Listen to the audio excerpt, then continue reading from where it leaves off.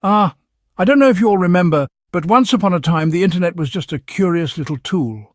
Something we used to search for answers, to connect with an old friend, or to share a laugh. But somewhere along the way it became something else entirely. Something darker, something more dangerous, especially for our young ones. Welcome back, dear friends, to Meghan and Harry Tales, hosted by your old pal, Adrian. And today we gather not just for a story, but for remembrance. We're here to talk about something that stirs the soul. A statement issued by the Duke and Duchess of Sussex, Prince Harry and Meghan Markle, through their Archewell Foundation, marking a day that shouldn't even have to exist, but sadly it does. It's called Social Media Harms Remembrance Day, and my friends, it's a day we must all sit with and listen, not just with our ears, but with our hearts. So pour yourself a warm cup of tea, sit by the fire, and let us reflect. Now let me take you back not too far, just to the year 2024. In the hallowed halls of the United States Senate, something rare happened. A bipartisan resolution was passed. That's right. Democrats and Republicans, those often bickering souls, came together for a cause bigger than politics. For the lives of children, for truth, for justice. They created Social Media Harms Remembrance Day. It was born out of heartbreak. 3 names, 3 families, 3 tragedies: Carson Bride, Alexander Neville, Devin Norring, young boys, bright spirits, lives cut short. Each one of them a victim of what some now call the silent epidemic, online harm. Their parents, with unimaginable courage, did not retreat into the shadows of grief. No, they stood tall, gathered their strength, and formed the Parents' Network. A community of the bereaved, now bonded in purpose, a network of warriors for the safety of our children. And this year, on June 24th, 2025, Prince Harry and Meghan Markle stood shoulder to shoulder with these grieving families. Through their Archewell Foundation, they released a powerful message of remembrance and resolve. Archewell, a name that means source of action, and indeed that's what it has become. The Foundation's statement begins solemnly yet powerfully. Today we mark Social Media Harms Remembrance Day. This day was designated in 2024 by a bipartisan resolution in the US Senate to commemorate the lives of young people who have lost their lives due to online harm. Now, friends, just think about that. 245 young souls, gone, not because of illness, not because of war, but because of cruelty, addiction, manipulation and exploitation, all enabled by the very platforms we scroll through each day. Prince Harry and Meghan continue. We are proud of the members of the Parents' Network who continue to come together as a community to support one another and ensure that no child is lost to social media. A powerful line, isn't it? Ensure that no child is lost to social media. It's a chilling phrase, and yet one filled with hope. It means there is still time, still work to be done, still change to be made. Let us now remember the 3 young men whose families ignited this fire. Carson Bride was just 16 years old, a student, a brother, a son. He suffered cyberbullying so intense that he took his own life. The messages he received so vile, so relentless, they wore down his spirit until there was nothing left but silence. Then there's Alexander Neville, also 16. He died of a fentanyl overdose unwittingly after connecting with a dealer through a social media app. The algorithm didn't see a child in danger, it saw a customer. And then Devin Norring. Oh, Devin. He was 19, a sweet boy who was struggling, yes, but trying his best. He was offered what he thought was Percocet by someone he met online. It was laced with fentanyl, and it killed him.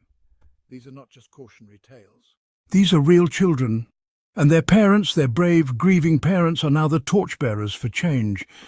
Prince Harry and Meghan Markle are no strangers to online abuse. They've felt its sting. They've watched the lies multiply, the headlines twist, the comment sections erupt. They've watched their own children, Archie and Lilibet, be dragged into narratives they never asked to be part of.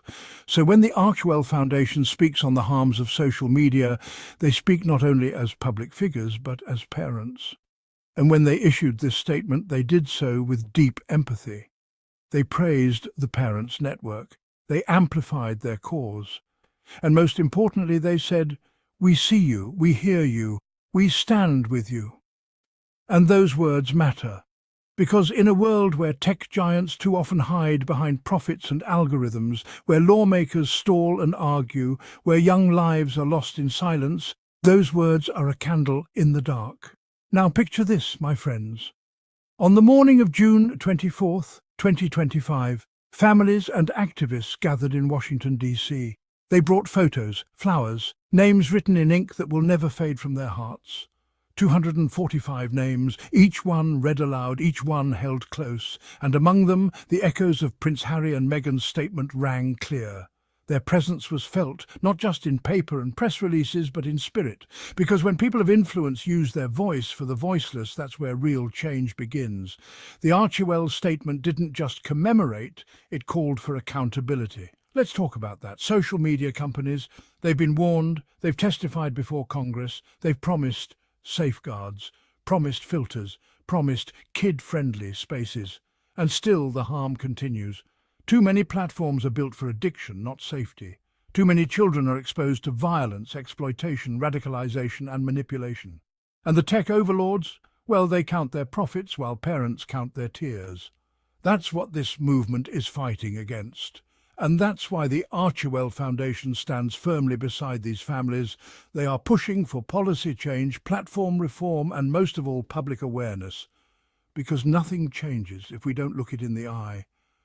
Now, allow me to speak not as a storyteller, but as a grandfather. I have grandchildren who scroll every day.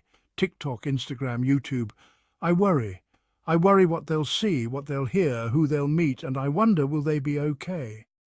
So when I see a royal couple so often maligned stand up and say, enough is enough, I feel a flicker of hope.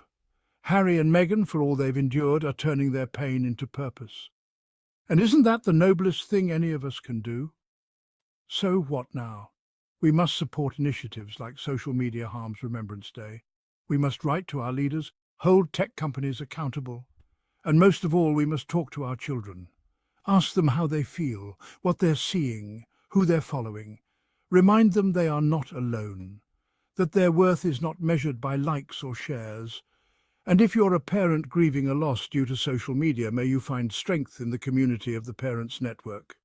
You are not forgotten. Your child is not forgotten. And so, dear friends, let us end today not in sorrow but in resolve. For the 245 children lost, for Carson, Alexander and Devin, for the children still scrolling today, unaware of the dangers that may lurk behind a tap or swipe, and for every parent, teacher, advocate and yes, royal who dares to say, no more. Thank you for joining me today on Meghan and Harry Tales, hosted by your old friend Adrian. If this story touched your heart, please share it. Let the world know, let everyone know, that these lives mattered. And until we meet again, be kind, be vigilant, and hold your loved ones close. Good night.